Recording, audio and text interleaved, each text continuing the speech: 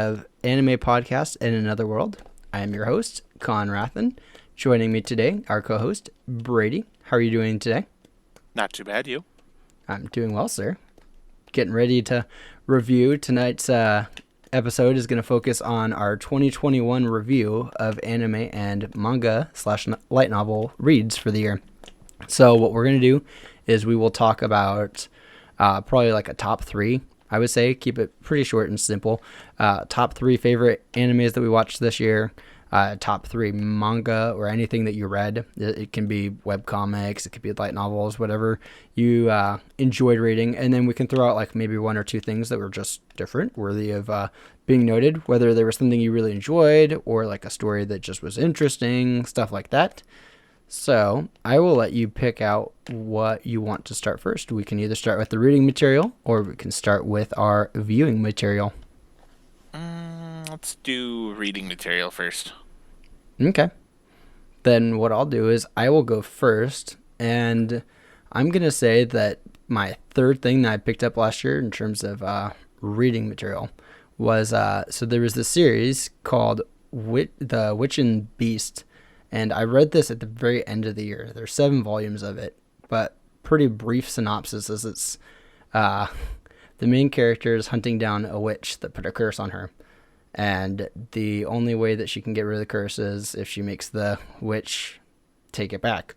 So she's hunting witches around the world for that reason. She is kind of like in an agency. She's partnered up with somebody who is part of this agency who's like an actual representative, while she's more of like a hired goon partner, I guess. And the agency hunts down supernatural things that happen, whether it's creatures, witches, different things, whatever have be. And so it's pretty much like it's a very kind of gory and messy anime at times. So if you're into those kind of things, which I am, you'd probably find it enjoyable. If you don't have a stomach for things like Attack on Titan, you probably won't enjoy it as much.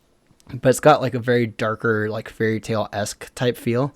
Fairy tale in the sense of like, you know, that mythical setting type stuff. But it's really, really fun to see. The story's kind of only just begun. We got pretty much a prelude for the first 5, and then there's 7 volumes released with an 8th on the way later next week, I believe, actually.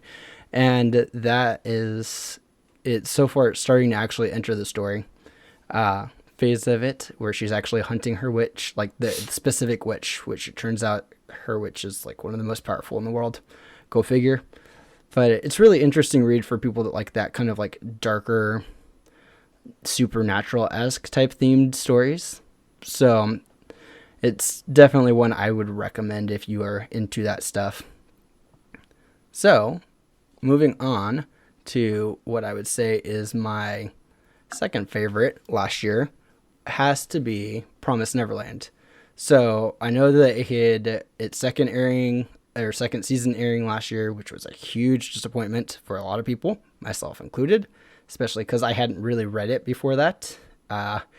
It's funny because I was talking to you when one of the episodes was airing, and I had brought up the spoiler that, spoiler for anyone that doesn't know, Norman was alive, and you're like, who spoiled it for you? Apparently, yeah, because that was way too early. Well, they had cut an entire arc out, and so I was like, screw it, I'm just gonna read it. And they take like this is a 20 volume series, and they cut like 6-7 volumes just completely out of the entire show, and it's like, why was that necessary?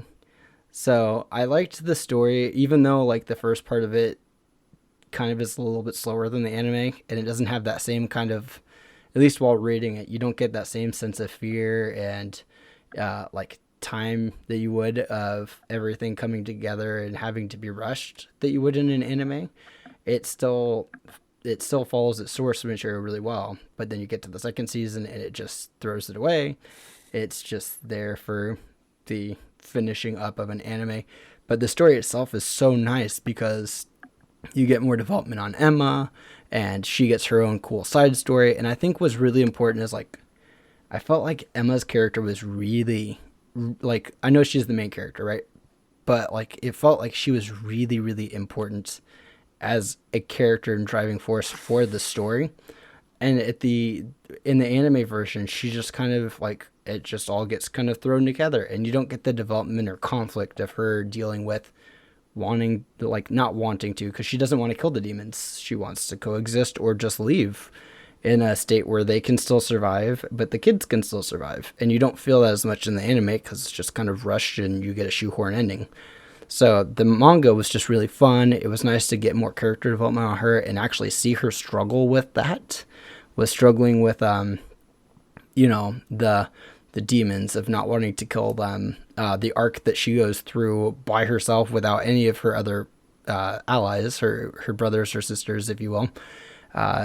Like, it really tests her morals because she's put into that situation of, I have to kill them in order to survive, but I don't want to kill demons because they're still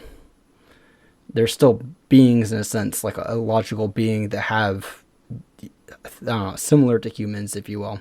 And she finds it hard to deal with that. So, plus the ending itself gets really much more expanded on, and you get to feel that. So, and I know that you've read it, Brady. Your thoughts on it? Yeah, just the difference between the two. The manga was, in my opinion, far better. Things got elaborated on. The characters had a little more depth. And overall, the story just stayed at a higher consistency. I mean, really the only thing that the anime brought versus the manga to me was the visual effect. Like, the studio did a really good job on it. Yeah, the studio did a fantastic job. Like, it was a very, very pretty anime. You cannot take that away from them. But the story just was so compressed. Yeah. So the manga definitely will always hold higher in my mind because of that. And I think it's kind of a tragedy because I think Neverland is like an incredibly good story that would be really fun to see adapted well, you know, in terms of an animation style thing. And if they had just decided to follow their source material, you know, and do it all the way through, I think it would have been probably one of the best animes, if not the top anime of last year, in my opinion. I just think it's a really good story, and one that I don't think is worth just skipping over. So I know it's hard for a lot of people to be like, 20 volumes, it's a lot, but, or at least a decent amount, not a lot compared to like One Piece or Naruto, but 20 volumes is not just easy for you to say, I'm going to sit down and do this right now. But it's definitely one where, like, if you really want the real story and you watch the anime and you loved season 1, then just read the manga and get like the actual experience and story that was supposed to be portrayed in season 2. But that was my number 2. I still think that's probably one of the best stories in terms of like in terms of stuff that I've read from Japan or watched from Japan. I think that's one of the best stories. Just the way that it's done and the like arc of our characters and whatnot. I think that's probably one of the best stories that I've ever been through, for as brief as it is. My number 1 is actually going to end up being a light novel. So what I will say is that this was one of the shows that I watched it and I walked away and I'm like, I need more of this in my life. And that show was So I'm a Spider, So What? Sorry. And so watched the anime. It was like 24, 26, something like that. It was 24. Was it 24? Yeah. Yeah, because the last episode got delayed. That's right.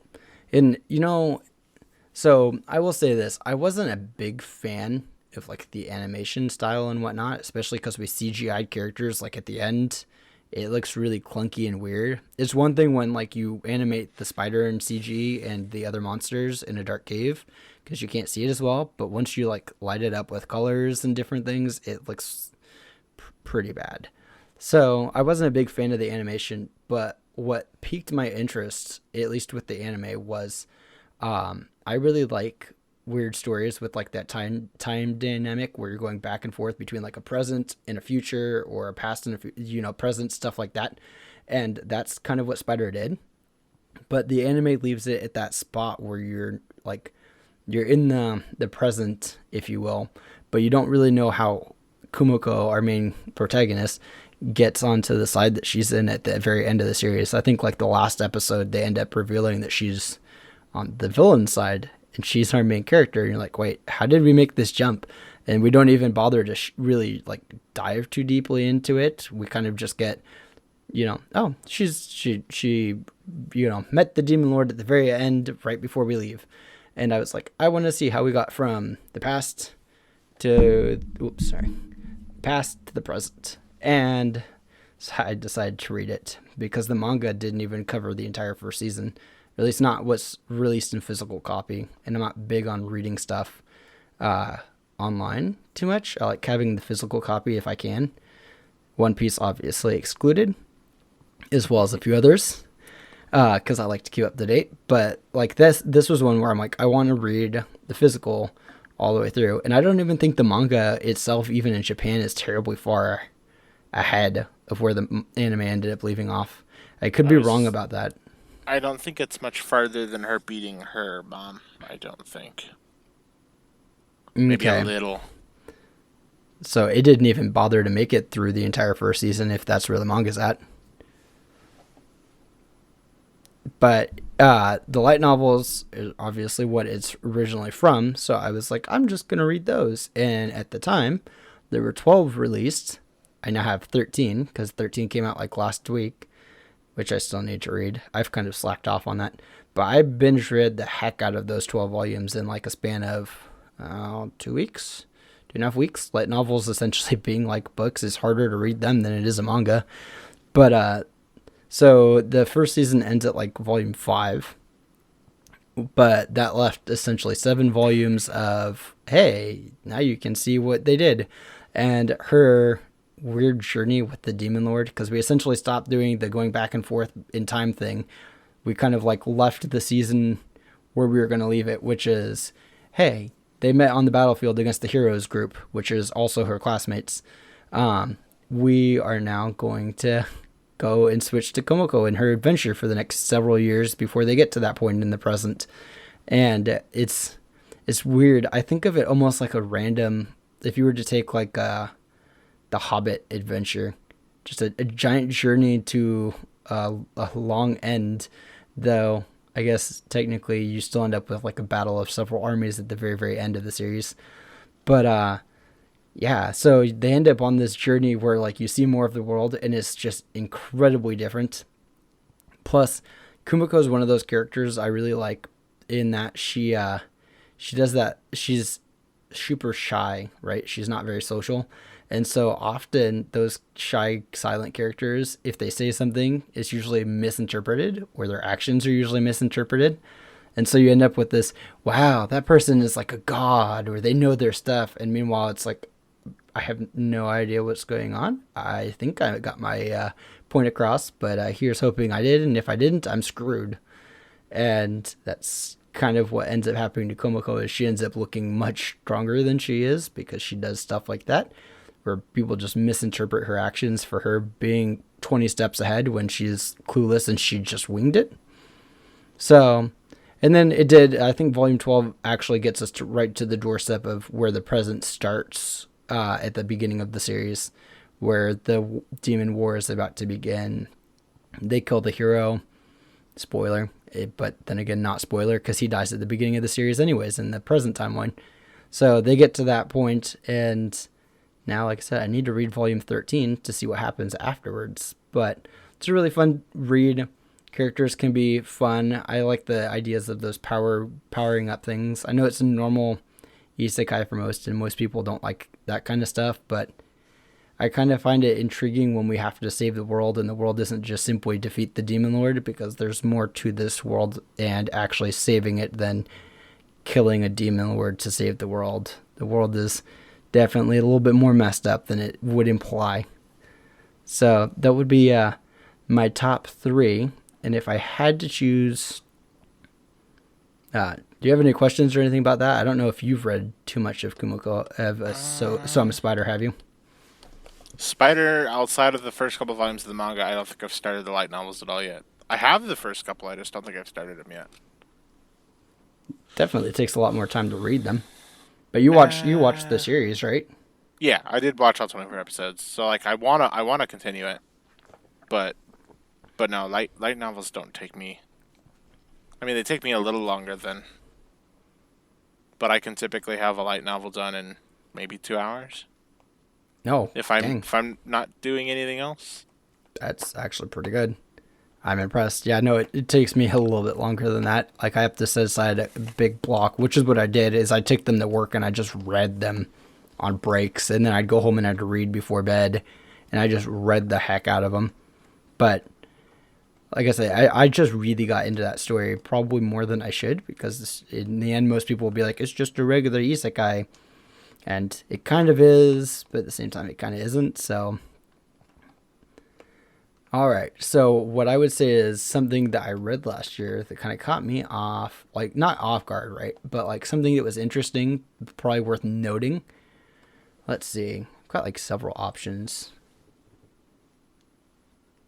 because there's so many things. Like I read Quince all the way through. That was a fun story. Uh oh, I have one. And this can actually get people hyped because I believe season 2 is supposed to come out next season. I could be wrong, but it's supposed to be later this year. Is Made in Abyss. So, Yes. for anyone that has not read Made in Abyss, the entire premise is essentially, or watched it, it has a season 1 and it has a movie. It has 2 movies if you just want to skip straight from watching anime hours to watching 3 movies and saying I'm caught up. But the entire premise is 2 characters, their entire they live on the outskirts of a giant abyss that sits in the middle of the world, and it just goes on forever, and there's so much mystery and intrigue, but there are penalties, or I guess you suffer if you go down, but you can't go back up, so essentially it's almost a one-way trip to hell for most people. You either survive or you die. But it's the weird thing is, like, we use 2 children characters throughout this entire series, and it's so real. Like there isn't this overpowered protagonist that saves the day or gets stronger because he trains with some old person or whatnot. Like even though they do train with like some other people, the reality is like it's a real, in this anime, like there are real consequences. People can get hurt. It isn't just one of those where they sit there and they're like, here are the rules. Oh, we're going to bend the rules a little bit and make it a little bit easier. It's like, no, you suffer if you go back up. Like there are gruesome side effects for moving back up the abyss. And also there are monsters and terrifying creatures down there that will kill you in pretty gruesome ways. And also you have to worry about other people that are down there, other cave raiders. So it's really real in terms of it. Obviously, it's not for the faint of heart, but it's not super gory and stuff either. It's just, if you want like what I would consider a real adventure in terms of like how you would really be it in terms of like living out an adventure like that, it's really a good read. And Volume 9 gets us to what I believe will be where Season 2 will either end or at least be in the middle of by that point. But it's really good read. You have a lot of sad moments that happen within it. Movie being part of it. I would say that if anyone's going to pick up the anime, watch the series and then watch movie 3. I won't judge you for saying I'm just going to save time and watch movie 1 and 2 because they encompass the entire thing, but you don't get as much feeling and elaboration. But the manga was really, really good. And it was really sad for me personally to find out that there were a lot of moments in it that were very much canon. So it's just, yeah, it's hard. I know that you've watched the movie with me, so you understand that. Yeah. It's something where like like I said, if you wanted to live out an actual adventure in terms of reading it and feeling what it's like without an overpowered protagonist, or in a world where there are no consequences, this is probably your adventure. Because even though it's not gruesome and dark and people don't like, it's not like Attack on Titan where we just mutilate people for the hell of it. It's real. This is like, I could imagine this being in the real world and these same consequences and things happening for going on a said adventure and it being as hard and difficult as it is. But it's definitely worth a read. It's only 9 volumes. I think volume 10's out soon, within like March, I think. So, yeah, it's not very long, but it's also a plug for season 2 that should be happening at this point this year. If anyone wants to just read ahead and see what's going to happen, I'd imagine they're going to continue to follow their source material. This is one of the very few animes where they have not really cut their corners. I think they've toned it down a little bit to make it more kosher for watching. I say the anime definitely stays, even though the third movie was on the darker side, it definitely stays a little on the brighter tone for what it's sending message wise sometimes. Well, I mean, that's the point, right? The point is, like, we're still trying to send the message of, like, there's still hope for, oh, shoot, I forgot her name. Our main character, female character, her entire premise is she's trying to go down to the bottom of the abyss to see her mom. While it's, with all the dark things happening, there's still bright spots and still lovely moments with her and other characters on their way to getting that, to accomplishing that goal. So, it's got a lot of happy moments. It's got sad moments. It's got some dark moments. It's got some bright moments. It's I would say, a well-rounded anime. And their visuals are always really well done. Like, it's very, very pretty from an animation perspective. And their soundtrack is really, really good. So, if they blow season 2, I'm going to be mad. But the reading itself, I still think is a fantastic story. And you'll get just as much out of it, and you'll get the feels just as well. So now we can talk about your list. So 3 manga that I really had a favorite spot for last year. One of them's definitely Kaiju number 8. Still a fairly new publication. I think only volume 1's in physical print over here. Okay. Basically, standard monster-esque story. You do have a battalion of people to fight the monsters, and while they themselves don't have powers, they rely on new weaponry. Sometimes they've reused parts from kaiju that they've destroyed in battle. And they basically have this takedown squad, and vice versa. There's also a cleanup. They know how to dissect the monsters, break them down, that type of squad. The story centers around somebody on that cleanup squad who, while he's pretty much given up on it, has this dream of becoming... He's supposed to stand at the top with a childhood friend of his, but he always has zero aptitude for any of the weaponry and stuff, so he's pretty much stuck in the cleaning squad. Well, one day while he's cleaning, a parasite-esque kaiju attacks him and makes its way into his body, but somehow he's able to retain his human side, even though he can now morph into a humanoid kaiju, and then he uses that power to take down others. And then he's referred to as Kaiju number 8, but the problem is any kaiju that gets numbered is typically special. And so far, the vast majority of the first arc has been them fighting another kaiju called Kaiju number 9, who is devilishly smart. He's tricked him on multiple fronts already. So it's definitely shaping up to be a good one, but there's not much source material to go off of yet. Let's see. So that's kind of a real-esque world monster setting. So, not that I've been terribly familiar with like that, but there aren't like, I mean, I guess kaiju originated from Japan, didn't they? Like the idea and concept. I mean, definitely very much with similar vein as like Godzilla and stuff. Well, Godzilla, I think, was like the original one, wasn't he? But I think, because even Ultraman, which is, as I found out later, a lot of the people that worked on Ultraman were set producers for Godzilla. So, it's very all similar. Okay. Well, I was going to point out that I don't feel like I see like that kaiju, like those kind of stories as often anymore. I mean, obviously Godzilla always appears because Godzilla's always relevant. But in terms of like stories like that, or at least the ones you're talking about, like Kaiju number 8, Yes. it doesn't seem like those come across, but it does seem really interesting to like have the splicing thing. And again, I'm not terribly familiar with too many of those titles in that genre of having kaiju, but it seems like a unique premise, especially I because say, you're and taking. it is one of the ones that is on the Viz app for reading, if you're a member. Or, as I found out recently, there is a app published through Shueisha. They actually, the Japan company actually handles the U.S. stateside release as well.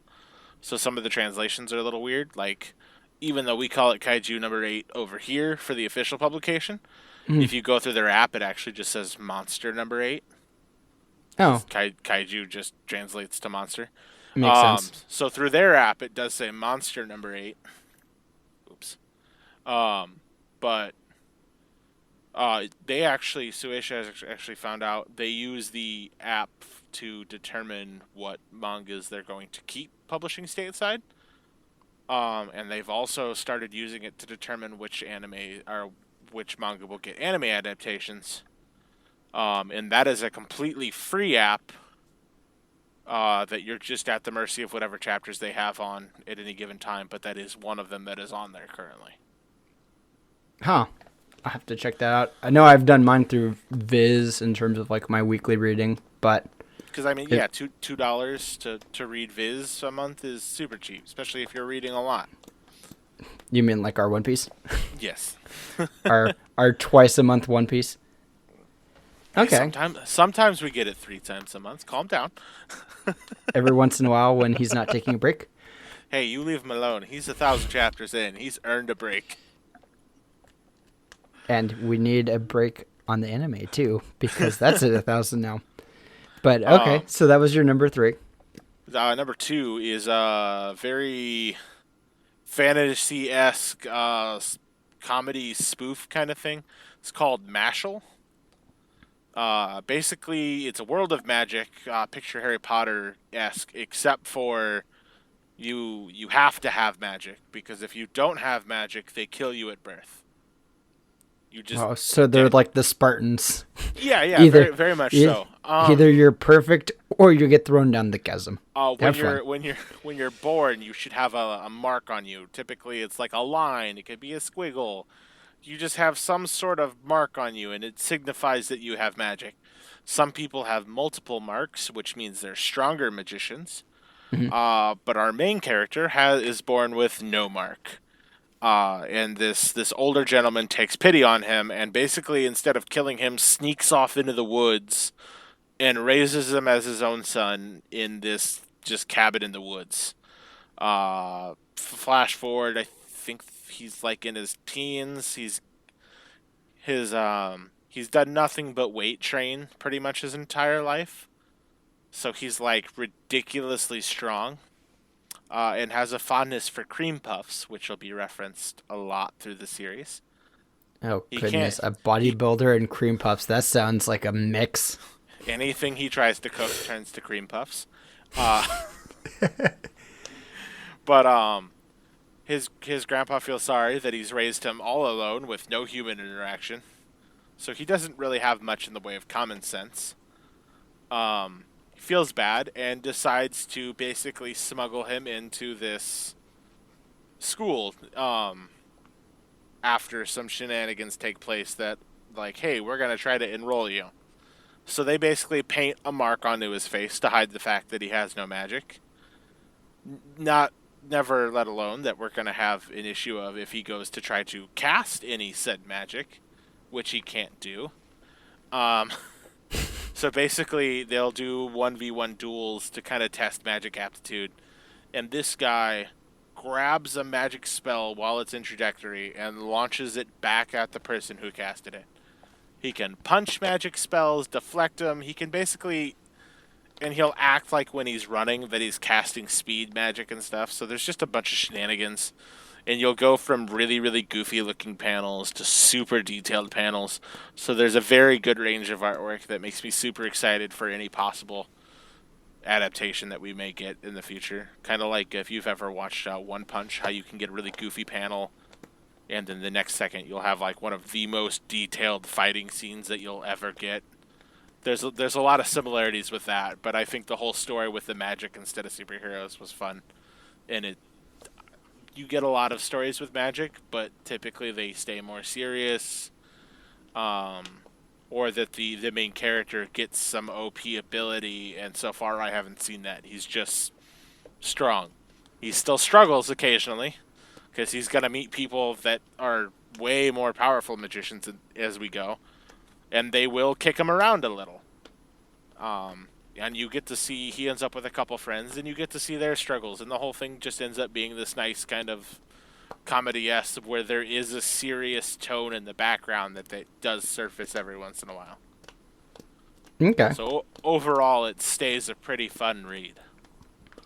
It's a cool concept to have, like, essentially, like, because, you know, you'd think of most fantasy shows as, like, brawn, like the brawn knuckleheads, like the knights and stuff, versus the mages and whatnot, the party, and the fact that he has to essentially be the brawn in a world full of just magic and use that to counter it is actually a really unique take compared to most. I would say they play through it fairly well. So basically, once his secret will get out, because obviously you can only keep that hidden for so long. The biggest thing is to, hey, I'm going to make the world accept that people that don't have powers can still be useful and still partake in society. And as you could expect, that doesn't go over the best, but they're working on it. Hmm. How far along is it? I think physical release volume 4 just came out. Okay. I think we're over 100 chapters now. I think it's been going for a couple years now, I think.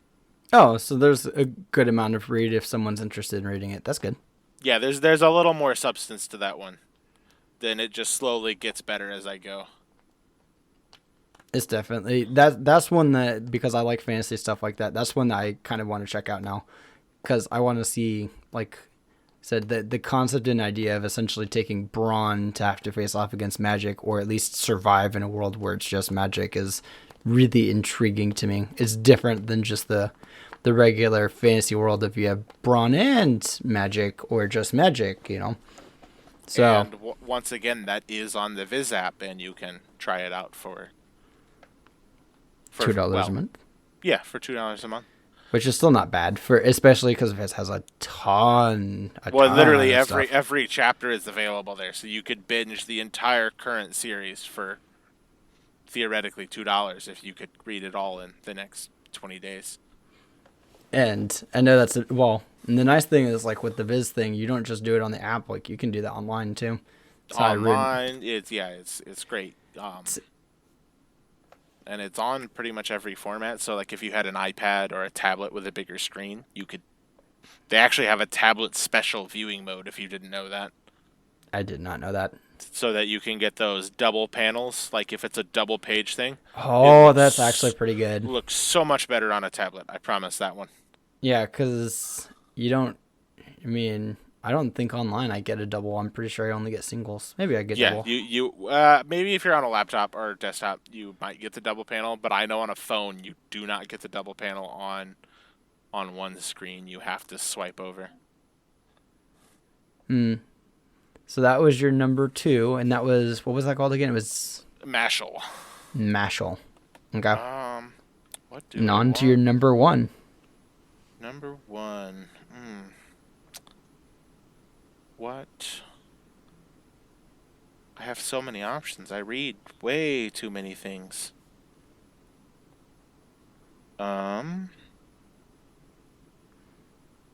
Let's see. Just for new stuff that I started last year, let's go as my number 1. We're gonna do Undead Unluck. Oh boy. Which is another fairly new. I think we're up to volume 4 published in the U.S. though, for hard physical copies. That sounds about right.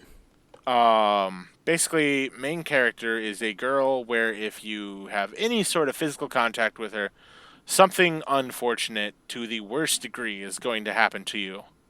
The longer you touch her, the worse it gets. So literally open to main chapter, character is going to jump off a bridge because they're tired of causing misfortune everywhere they go. But as the story would have it, a zombie is going to crash land in front of her, accidentally pull her off the bridge, and down they go. Since he is dead already, any unluck that happens to him doesn't really do anything to him. Mm. However, you find out that this zombie is basically a runaway from a special organization who wants him back for obvious reasons. Mm-hmm. But he's tired of being cooped up because he's this sentient, immortal zombie that has lived for a couple hundred years. He does have a giant, like, metal plaque sticking out of his head that if he removes, he gains access to his full memory, which is blocked off for obvious reasons. He's been around so long, his brain is literally not at capacity, but if it was to stay in circulation, it's so much information that it hurts sometimes. Mm. But he also keeps his sword sheathed in his arm. That's awfully convenient. Because, he's dead. He doesn't feel the pain of it coming in and out of his arm, and he heals every time he pulls it out. So what's the deal? But basically, they find out that there's an organization, and in order to not be pursued by the organization, the next logical step is to take over places in the organization. And the only way to do that is to defeat/kill current chair members of the board. Oh, my. And they're given that idea from a different board member who then proceeds to laugh at them and run away. And basically, it's just their little journey going through. Hey, how do we do this? Where like the whole time they're doing it, they're sending like all these faceless minions after them.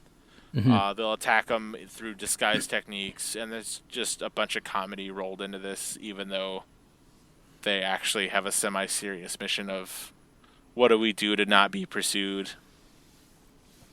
And so far, and I'm not terribly far in it yet because even though I'm really liking the concept of it, it's something I kind of go to every once in a while.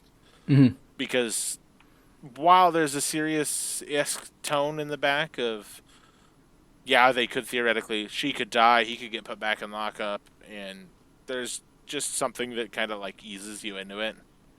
Okay. It's something kind of like a tension release for me, kind of similar to The Way of the House Husband is. Yes. If you've dabbled in that at all. It's a little bit of a break from their normal grind for most anime fans. Or manga. I mean, whichever your preference. As you consume through the most that you can get your hands on before it becomes out of print. Mm-hmm. Of course. So that was your number one, and I've picked it up a few times and like wanted to. It's just something I haven't read because I have the covers are really catchy too because they're very bright and vibrant, and they kind of pull you into picking up the volume. Yeah. I would agree with that. Yeah. All right. So, do you have any special shout-outs or anything that you were like, yeah, this was interesting? I wouldn't put in my top 3, but it was something that was interesting. So something that I couldn't put in my top 3 because it wasn't something new that I started, and I think they're literally on volume 21 of the light novel, if that tells you anything about the scope of the series. I'm starting to get worried. And with any luck, we'll finally get our season 2 this year in October. No. It's Shield Hero. I knew where this was going. I did read the first 9 volumes over the last couple years. Okay. 9 probably getting us through wherever season 3 will take us.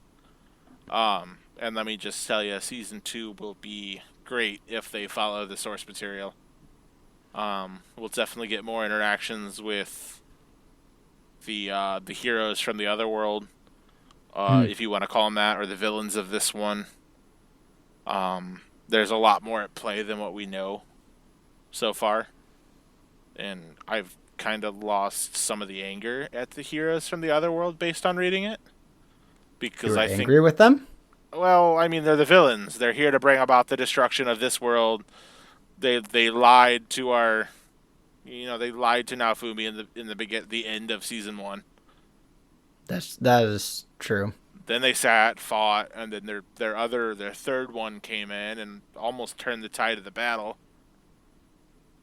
Um, so there's a little tension there, obviously, Mm-hmm. because yeah, now they have this mysterious lure to them, and then you find out later that they're literally just the heroes of their world Mm-hmm. with their world's secret weapons. Like, oh, it's a fan, a scythe, and whatever. I don't remember what the other two weapons are, but that's their four holy weapons.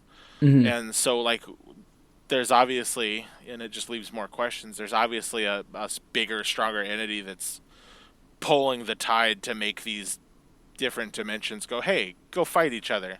Mm-hmm. Like these rifts are something that there's more to them. It's And almost like there's a higher power, I guess, if you will, that's like pulling the strings. which would be different because for this one they didn't really do the concept of gods with the reincarnation. It Mm-hmm. was literally just, hey, we did a summoning spell. You're our heroes. And there wasn't like, oh yeah, we believed in this. Like their only religion was the church of at the time was 3 heroes because the shield hero was unfavorable. But like if that's their only religion, it doesn't really break into account what could be pulling the strings. Mm-hmm. But I'm sure because I own, I don't know if I picked up 21. I may have. I'd have to check my handy dandy catalog because it's impossible to remember all 3,000 volumes of manga once you hit that point. Yeah, I can imagine. I've seen your library. I can't hardly remember half the stuff that you have, and you're just like me. Where not everything is a complete series at this point. Nope, you pick stuff up as you see it, whether it's the next volume you need or literally just, oh nope, I only have up to 20. Nah, so you still have to go buy 21. I'm pretty sure 21's out. I'm pretty sure it is too. I think it was like just a new release. Because both of my bookstores here are terrible about getting stuff on time. Books a Million, it wasn't. It stopped being very good. They're not the greatest with light novels. They do really good at getting the regular manga there on time. Mm-hmm. And then Barnes will sometimes have some oddball ones that BAM doesn't have. Mm. But both of my local stores are terrible about getting stuff on time. So yeah, I found that Barnes here will tend to get their things about a week before they're supposed to release. BAM seems to get them a week after they were supposed to release. So if I want to get my new stuff, I go to Barnes. If I want to bulk up, I go to Books a Million. But Ooh. Looks like I'm almost 3 volumes behind the English release. what, on Shield Hero? To 23? So 21 came out October of last year. And 22 came out in December.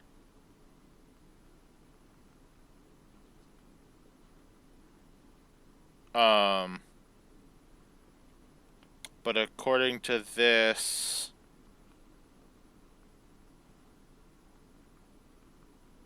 23 is in a weird spot, I guess.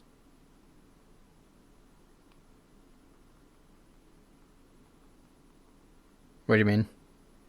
Um According to this, the volume 23 hasn't even come out in Japan. Oh.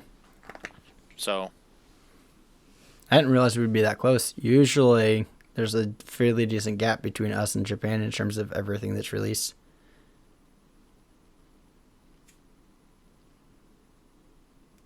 checking my least favorite source for this.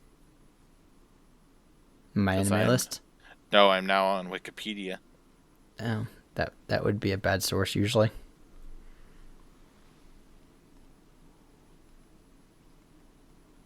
So yeah, there is no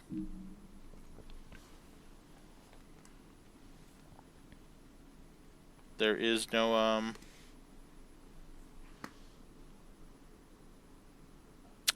volume 23 on their site. So I guess I would technically be all caught up if I was able to go buy the rest of them.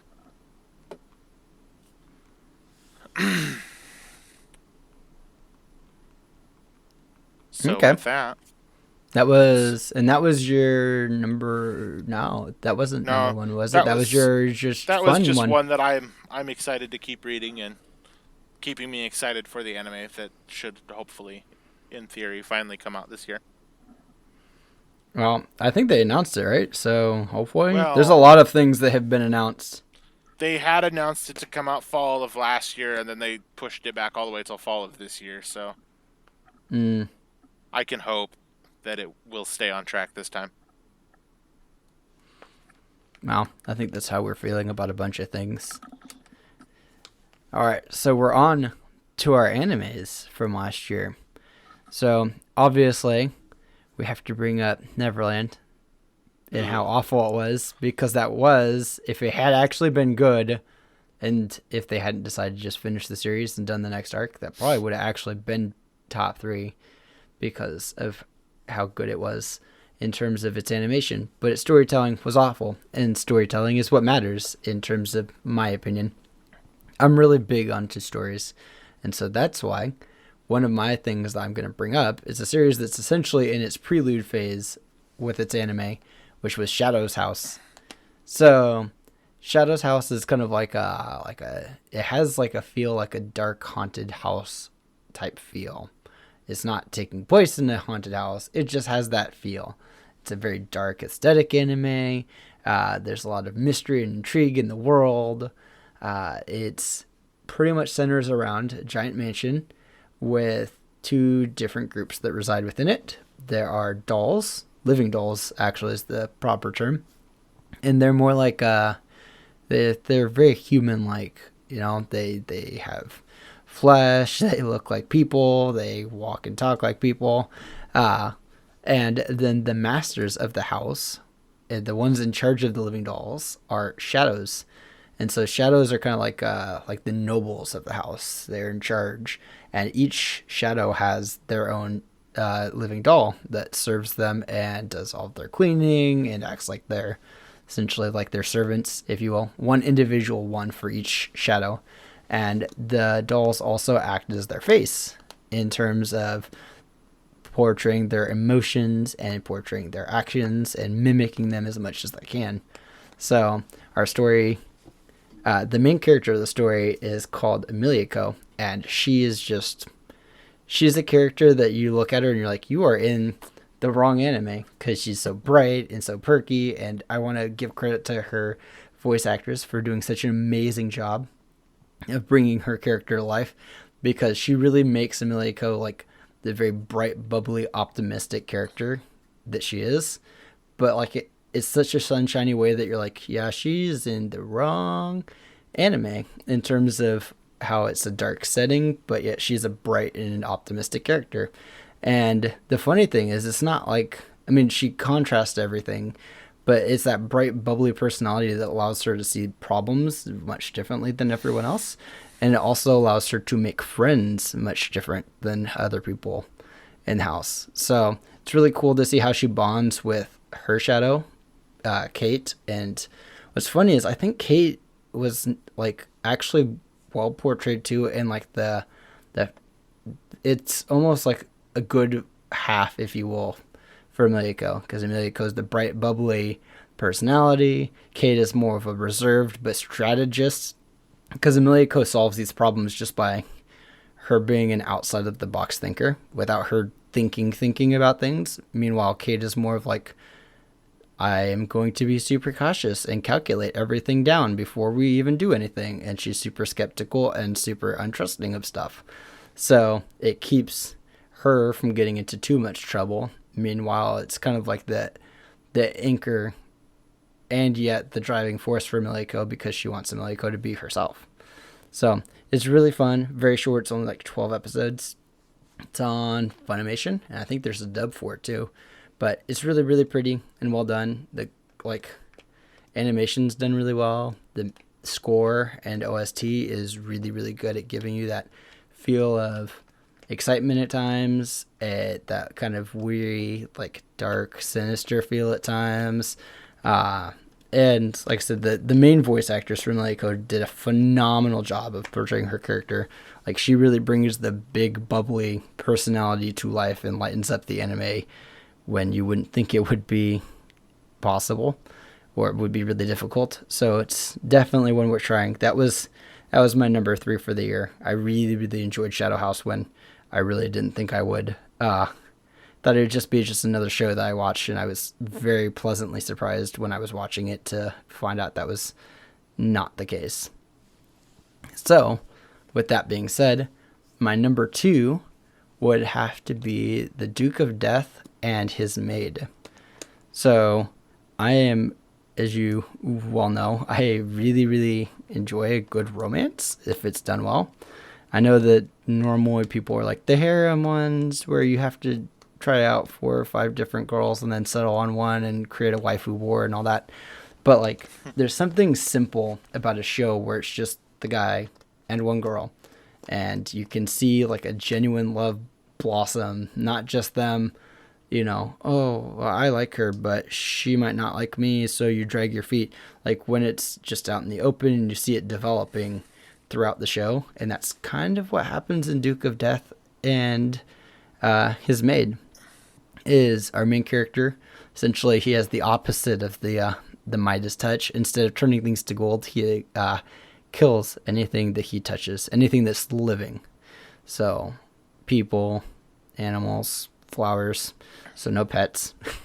But, so he's kind of secluded and kind of thrown out of his family estate, if you will, for obvious reasons. And so he has a maid that attends to him, who is a childhood friend who is very, very fond of him. And early on, you get like this really, like, she is pretty overly, what's the word? She does her best seduction of him. It's pretty broad, like pretty out there and prevalent early on if that's her character. But she definitely tampers down a lot the later on the show goes, because she doesn't need to be. But she does a lot of like those tricks of, are you sure you don't want to touch my boobs, or are you sure you don't want to kiss, or how is my dress today, even though she's a maid and he's nobility. But what's cool is the fact that even though she's teasing, like, you still start to see throughout the show like the relationship building between the both of them. He's still very fond of her. He's very much the like, the shy guy, if you will, but you still see a mutual interest and love from both of them, even if it's an unspoken one. And it's cool to see their relationship grow throughout the series, as he's also trying to figure out how to undo the curse that the witch has put on him, which is that curse if he kills anything, because he knows he can't have any kind of romance relationship. It's a bit of a buzzkill if you love somebody and then the minute you kiss them for the first time they turn to dust. It's a bit of a downer. So, but it's kind of fun. It's got really pretty animation. It does take a little bit of a CGI effect. Actually, not kind of. It is CGI'd a good amount, but I like the bright colors and the way they do it enough that I can get over the CGI. I wouldn't say it's the best CGI I've ever seen, but it's definitely not the worst. And I think in terms of a story and just kind of a sweet, this is how I've enjoyed my time. It's really, really fun. It does not have a conclusive ending in terms of anime, so you will be left on cliffhanger. But in terms of just like a story to start out for, it's sweet, and I really, really enjoyed it a lot. I'm gonna say, I'm pretty sure they confirmed a second season for that as well. So did they? That's fantastic. There should be more on the way. See, that makes me happy right there. Like, I don't know. There's something sweet about kind of like a genuine romance. It's very much similar to like, even though there's not a lot of teasing in Fly Me to the Moon, it's kind of the same feeling of one guy, one girl, they're going to be in a relationship one way or the other, so you get to see that grow. It's just a different dynamic because she tends to tease and be a little bit more overt about those things versus he is very much more the shy guy, like, I don't want to see, you know. But it's very cute. They're dynamic. We have a few fun songs, like a Christmas song that's sung in the middle, and another song that the main lead and the female both do. So it's fun. It's a very sweet anime. And on to my number one, which, as much as I really wanted to put Spider in there for the story, I can't because CGI was just, it was so bad. So with that, I would say that my number one last year, and this really makes me feel silly because I wasn't a big fan of how the manga ended, but I would say that my number one last year was Quince. So Quince is still like a really fun romance story in of itself because like the dynamic and concept of having 5 sisters who are all lookalikes playing tricks and being able to come up with shenanigans is just really fun and an interesting concept, even though it's weird that 5 sisters are all aiming for the same guy. And obviously Japan really, really likes the I am the tutor and somehow I always fall in love with my students type thing.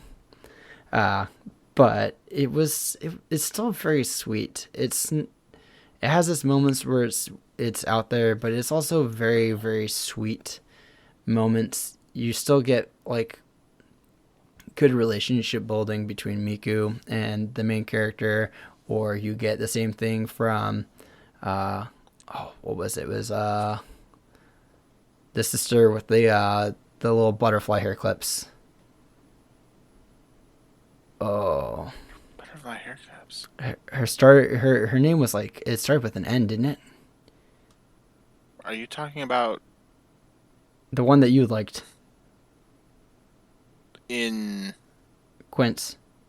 Fuck.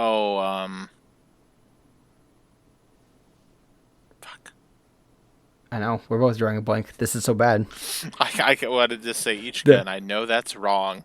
That is not true. In fact, I actually think Ichika was probably up there for worst girl of the year in terms of how shitty she was towards her siblings. Worst girl of the year is definitely Mommy, and no one will change my mind.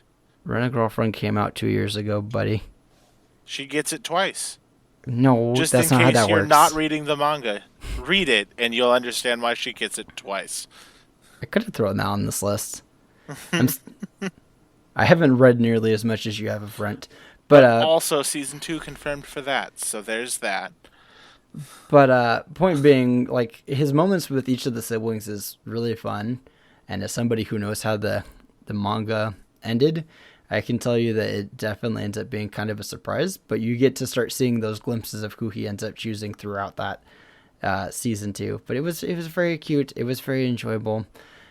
Even though it is kind of a harem thing, it has its moments, okay? I'm a sucker for those things, those rom-coms.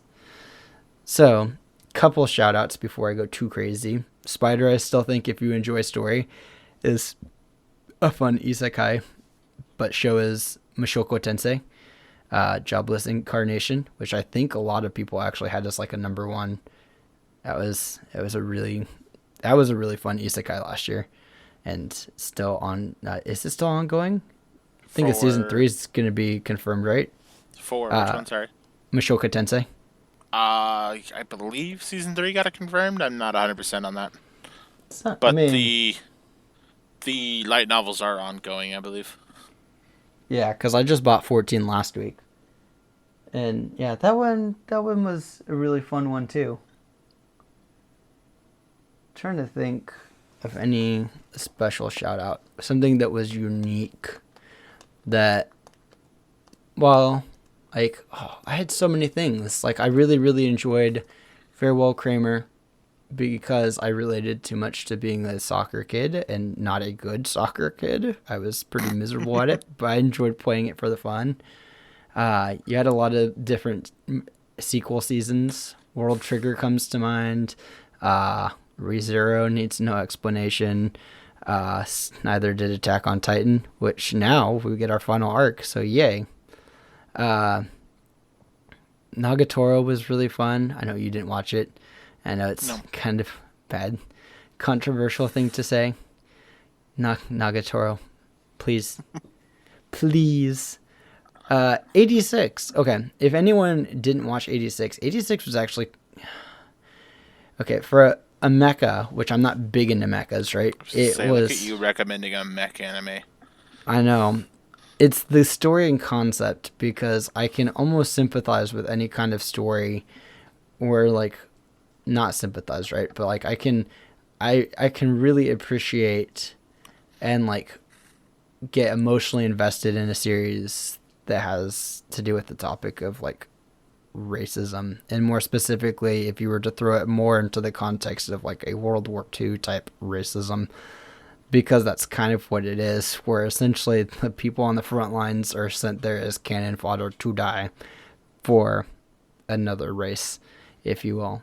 Don't want to go into too much more detail. It can be really emotional. It was really well done. They gave it a season 2 fairly quickly. I think what we did season 1 at almost the start of the year and had season 2 by near the end or by fall, if I remember correctly. Oh, I It didn't even was realize the second season already came out. yes, second season came out. It was really good. It's one worth watching, one worth reading too. Though I haven't gotten too far.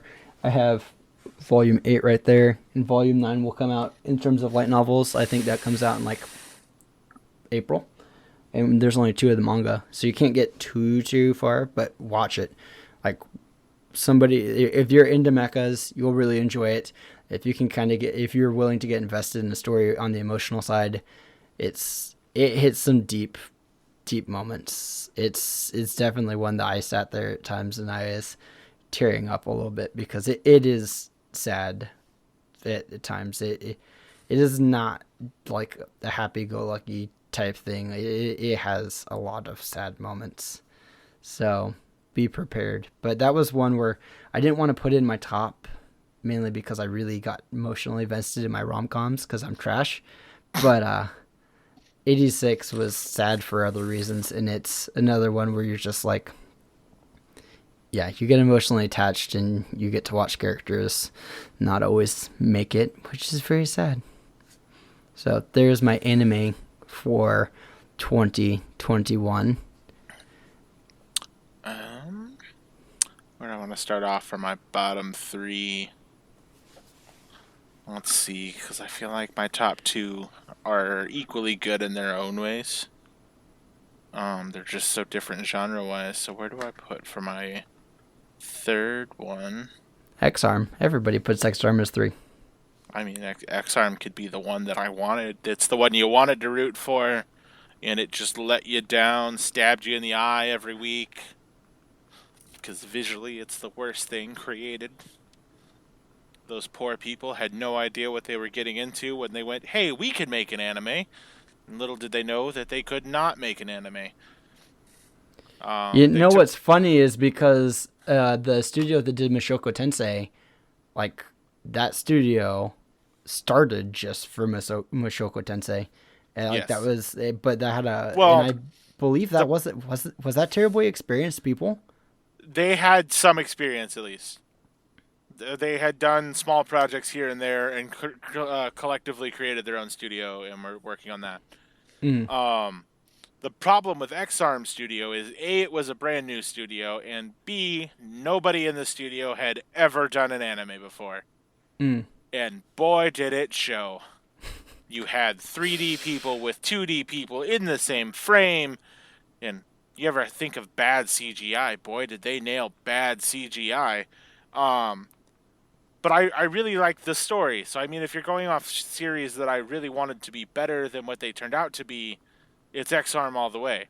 Because to me, it was a really good sci-fi-esque, futuristic story.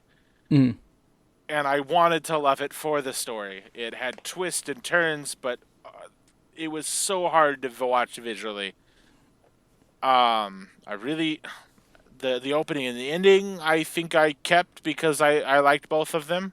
The opening was a banger. It was so good. Um, but the just the animation made you really want to not go back to it every time. Um, but actually, for my third one is it's an isekai because where would my list be without an isekai? Of course. Um, it's called Faraway Paladin. Oh, Main yes. main character doesn't really remember his past life, so it's not your standard isekai. He really remembers from past life is that he had regrets. That hey, I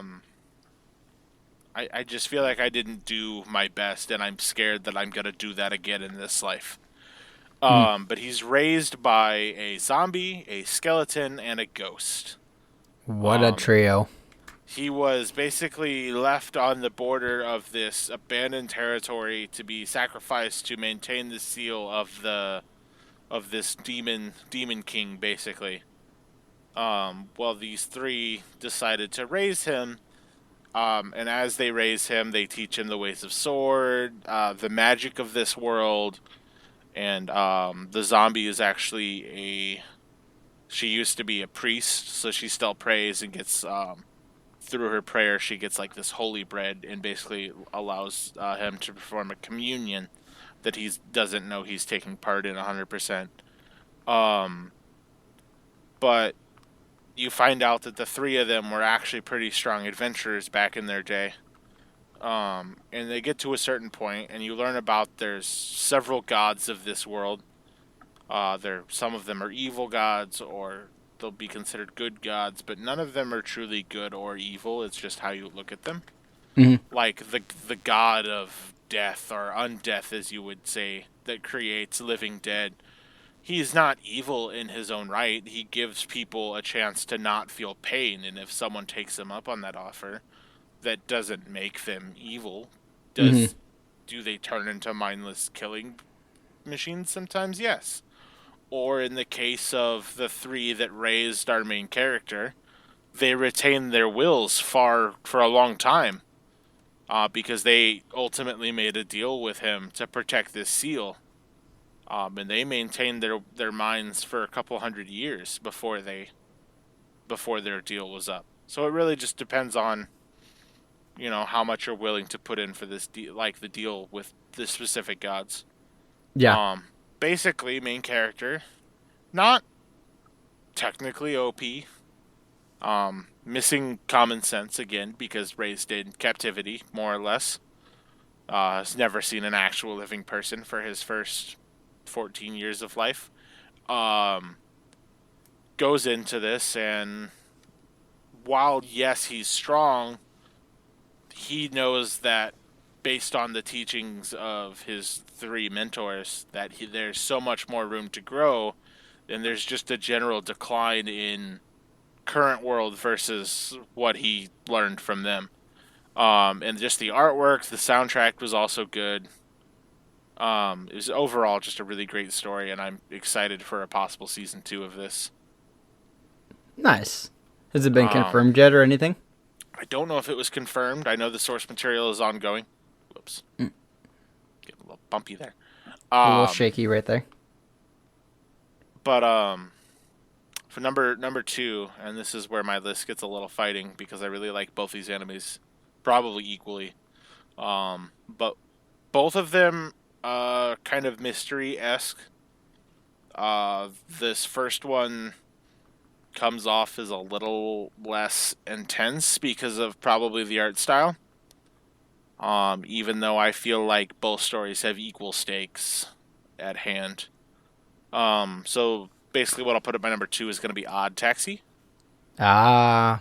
Really love the artwork. Yes, it is a bunch of what looks like animals.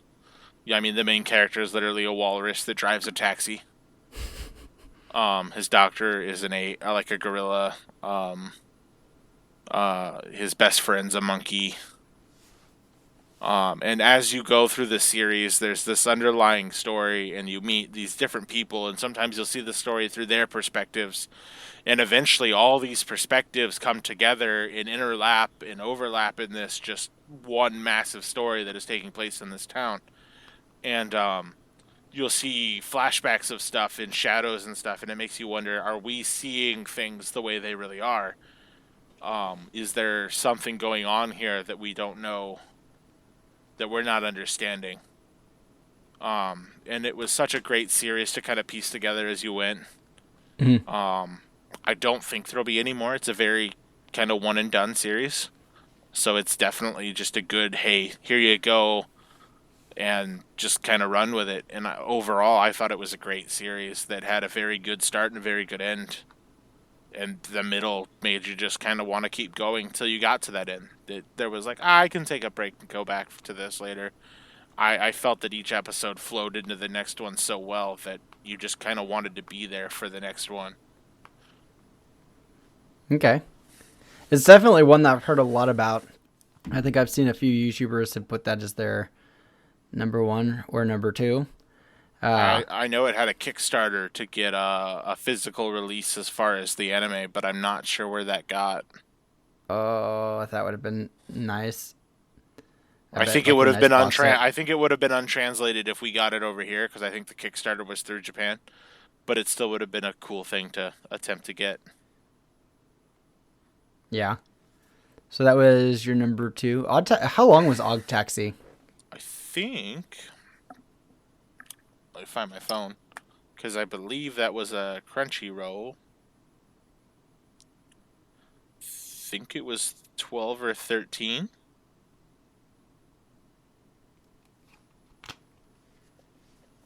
13 episodes. Oh, that's not even that long. Holy No, cow. no, like I said, it's a very short start to finish. Like it's just good, and each episode made me want to go back and be like, "Well, what's happening next?" Good rewatchability. Oh yes. Um, I don't think that knowing what's gonna happen would impact the story. Like if it was like, "Oh, hey, I haven't watched this in like a year or so," like it would be fun to go back and just see the characters. And it's one of those things that, hey, maybe you'll pick up on this that you missed last time, kind of thing, because there's so much to take in as the story's going. Like the background effects of what's happening very much play in, because you may notice a character that we focus on later Mhm. interacting with something in the background that very much changes the story that you didn't see the first time. I like that. The being the puzzle piece esque type setting for a story. Um, but I think honestly, my number one though Oh no. was Tokyo Revengers. Oh I wait. don't know if that's where you thought that was going. I thought it was gonna be. I thought it was gonna be Jitsu Kaisen. I totally Okay, forgot about as Tokyo much Revengers. as I love Jujutsu Kaisen, and I patiently waiting for season 2 and the movie to come out, um, I can get my fill of that anytime I want because I can go to the manga and I can keep reading ahead in that Mm. through legal means because Shonen Jump is a mass powerhouse that gives me just about any manga I could ever want. But then you have Kodansha over here that's like, you want a physical release? Well, that's too bad because we're not going to give it to you. Um, so I got my first volume of manga of Tokyo Revengers through a humble bundle, like fall. It was a fall preview manga sale, and they gave you like the first three to. It varied. Like I think To Your Eternity, I got like the first 9 volumes, and I know I got Farewell Kramer in there and a bunch of stuff that was starting in that fall season Hmm. or spring or whatever it was. And I got a bunch of It them was in it. spring. And Tokyo Revengers was in there, and I'm like, I don't know what this is. They only gave me 3 volumes. It's one of the shortest ones they gave me. Mm. So I started it, and it's about this kid who it starts present day for him. He's very much kind of a lazy bum. He works part time at a video rental store. He's kind of just lounging around his mess of an apartment, Hmm. and all of a sudden he sees that his ex girlfriend from middle school died in an accident with her younger brother. And that's kind of how it opens. And he's upset about it because he hadn't talked to her since middle school. And he doesn't really have any memory of why it ended. So he kind of goes out and he's about to get on a train when all of a sudden someone pushes him into the train. Next thing he knows, he's waking up in his body of his middle schooler self, unaware of how he got there. So he's kind of given a second chance to kind of alter the course of history to basically change the outcome of this death, hopefully. There's a catalyst that he's unaware of in the beginning that allows him to go back to the present to monitor any changes. Okay. But just because he went to the past doesn't mean he's able to do anything about it. He's still very much the weak, scrawny self that his middle school counterpart was. He's not particularly strong, brave, or any of that.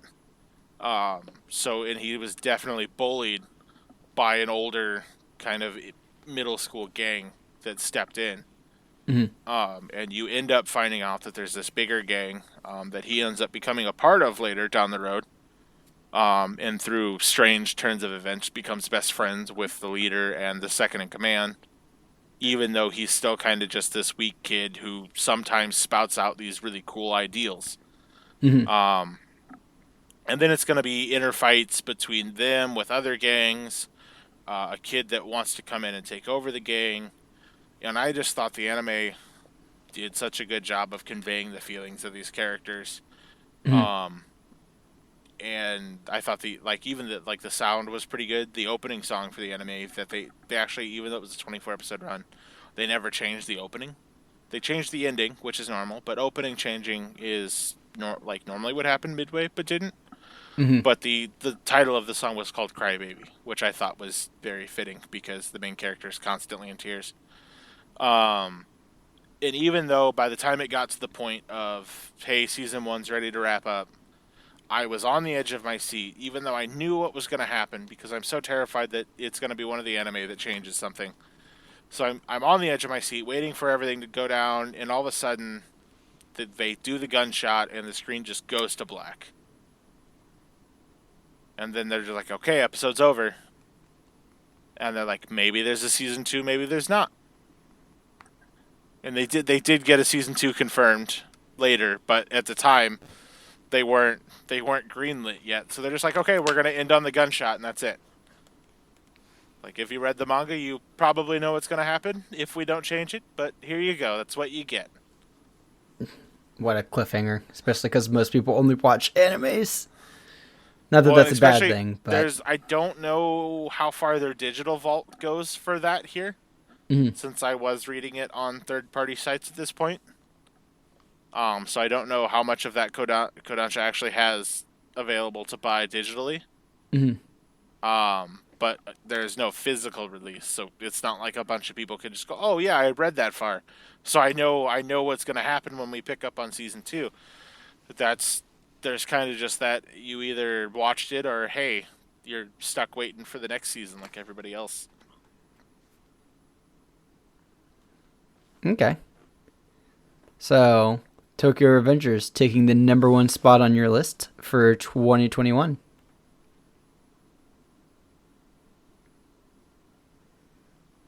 So, any shout-outs, anything that like piqued your interest or that you found enjoyable, even if it didn't make your top 3?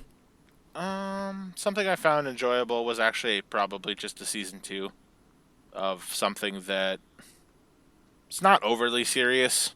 I feel like the manga has started to got a little more on the serious side, and I would like to see some cool twists happen in it. But it's called Iruma Demon School.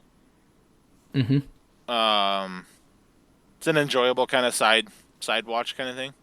Okay. Basically, human, and since this is season 2, a little more's happened, but human got enrolled in a demon school because one of the 3 potential candidates for the demon lord has adopted him as his grandson after his parents basically sold him off to him.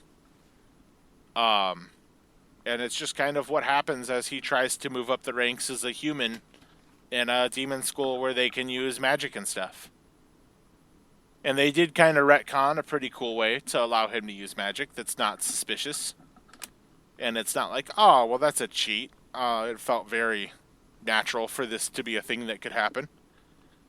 Um, but overall, I think the story moves pretty well, and I really like how the anime is handling the story that is out. So it's also another series that I wish I could have published of, but alas, here I am with no publication for it. That's how I feel about Shadow House. Shadow House doesn't have a English publication, but yeah, it's been published in other places around the world. So you have to find the scans on the internet, which isn't bad. And at some point, I'll probably read it. I want to It's get like more into me those with my mysteries. Kenichi one. Yeah, we'll keep waiting. I mean, every year we get more and more anime or more manga material, more manga or light novels. I mean, heck, I'm pretty sure what Horiyama, another rom com from last year. Actually, I guess that wasn't rom com. That was just a good solid romance series. But I have it buried back there. But I don't remember that being out at all. And then all 15 volumes that had been released up to that point just showed up in Yeah, mass. because it had been out for a couple years before the manga hit, or for the anime hit, and I think that goes to show you how like certain like bookstores will only buy what they think is going to be popular. Mm, And then, bigger cities obviously probably had them the whole time, but like we don't live in necessarily bigger cities.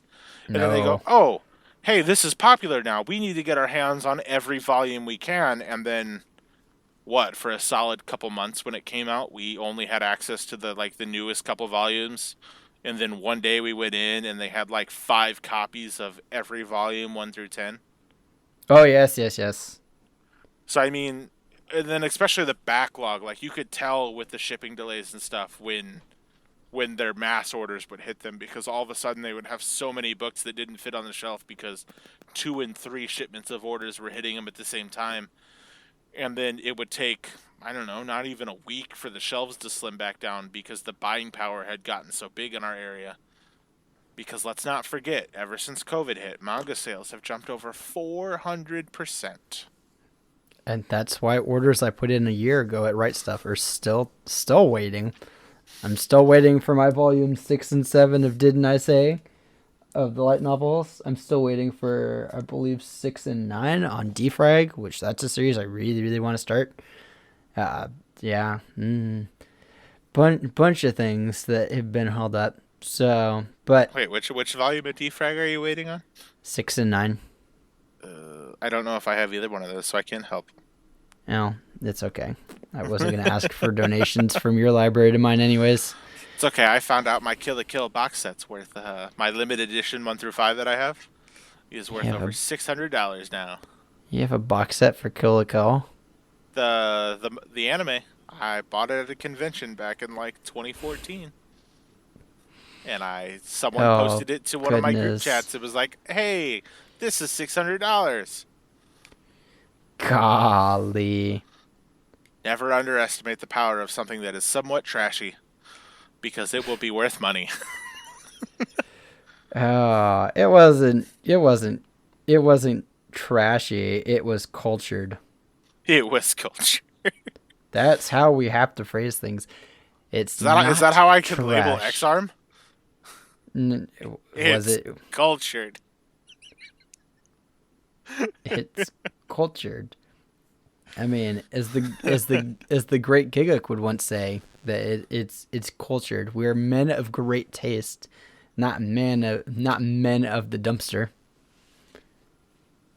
Uh, so yeah, that's our reviews for 2021. It was definitely a good year, I would say. Even though I will admit I didn't watch as much as I should have. I spent the first half of my year watching One Piece. Due to So some corruption.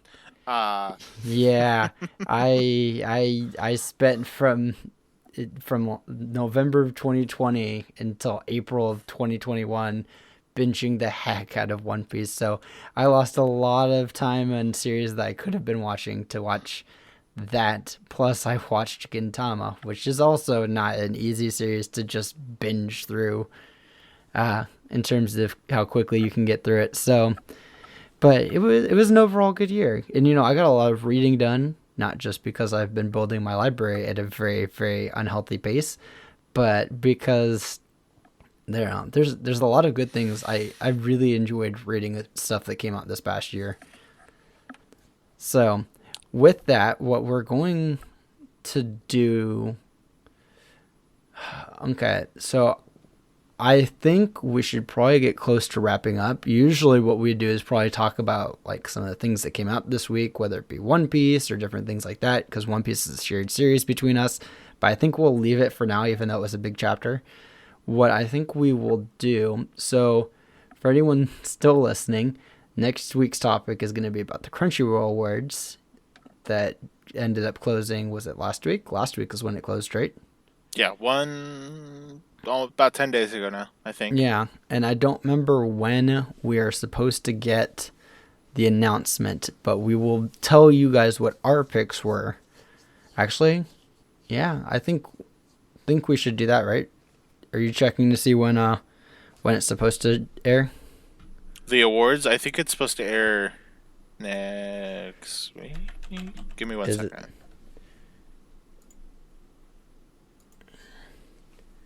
Crunchyroll Awards 2020. February 9th. So that is next Wednesday. Yeah, so if we did our show, we could go over our picks as it... Yeah, we can do that. So then what we'll do is next week, so for those on YouTube, it'll probably be out the day after, but we will review the things that we did, and we'll do our picks as they get announced, what we would have been doing for each category, which I believe each of us has them written down somewhere. We'll talk about those, and maybe if there was something that we feel was excluded on the list, because I feel like there were some. I mean, Crunchyroll's only going to have usually the most popular things, but there were some series where I was like, why not this? Like Shadow House only got one thing on there, and it was its ending, and I was like, why? There should be more. It had a really good animation, but plus best antagonist and protagonist being Eren Yeager. Glad he could win. He will more than likely win both categories, so thank you for that. But we'll talk about that next week. So what we'll do at the end of every week is to kind of encourage the other to experiment and go outside of our thing, is we will recommend them one manga or anime that they need to watch for the following week. We'll pull one of each, either something to read or something to watch for the other one to do before next week, and they will talk about it, so that we're at least encouraging a little bit of growth on both of our parts to explore in the other's realm. So, with that, what I am going to do is I will pick out an anime and a manga for you to at least start and get a little bit of a taste that you can talk about next week, Brady. And you do the same for me. And what I will pick out is I'm going to pick out for manga a series called The Dark History of a Villainess. So, and that is up to 4 volumes right now, I think. I've read all 4. So, it's anyone that, well, I'm not going to spoil anything, but 4 volumes should be very quick. I've talked about it with you before. I don't think you've read any of it, correct? No, I have not yet. Yeah, it's similar to Villainess, but it's got its own twist. I want to know your take on it. So that's your manga option, or your anime option is you can watch Shadow House and give me your opinion on that one. Let's see. So for mine, actually, after going over it, I really think you'd really enjoy Odd Taxi for my anime. Okay. I think that's something that's definitely worth your time to watch. Mm-hmm. And as for something to read, after going over and kind of judging your responses, I think that you should check out Mashal. Out of the 3 that I picked, I think that would be the most enjoyable out of the 3. Okay. But between those 2, they're both fairly accessible. Crunchyroll Viz. Mm-hmm. I think I was going to pick up Odd Taxi at some point anyways, so that's a good solid option. We won't tell you guys which options we're going to take here. We'll bring it back next week, but there are options. So it'll also encourage a little bit for you guys. If you've seen it, then you can leave comments on what you guys thought of them, or hopefully next week we can at least tell you a little bit more from a different perspective on why you should pick one of these up. Though I think since I think the only one that neither one of us talked about was Dark History of Villainess. I did not bring that one up as my top, but I think it's one that's interesting and worth reading, considering having you read all of Spider is probably a little bit overboard. Even if you can read it fairly quick, 8 current light novels is probably a bit overboard. And I don't think you'd get terribly far if you only read 1 or 2 just to talk about it next week, because the story gets pretty crazy. So, yeah, with that, guys, thank you for joining us in our little Isekai podcast. And we will look forward to seeing you guys next week.